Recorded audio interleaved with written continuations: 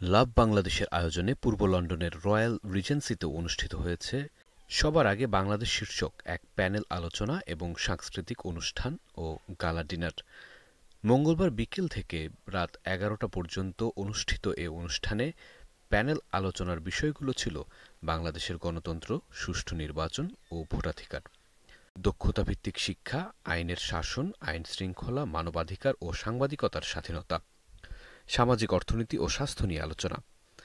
বাংলাদেশের বিভিন্ন ইস্যু ও তাদের আগামীর পরিকল্পনা নিয়ে বক্তব্য প্রদান করেন লাভ বাংলাদেশের প্রধান উপদেষ্টা মাহিদুর রহমান ও প্রতিষ্ঠাতা আব্দুল্লাহ মাহমুদ।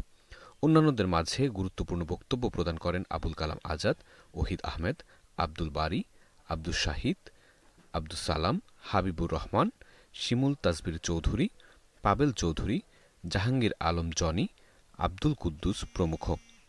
এছাড়া অনুষ্ঠানে উপস্থিত ছিলেন বিলেতে বসবাসরত বাংলাদেশি রাজনৈতিক, সামাজিক, সাংস্কৃতিক ও ব্যবসায়িক সহ কমিউনিটির বিশিষ্ট নেতৃবৃন্দ।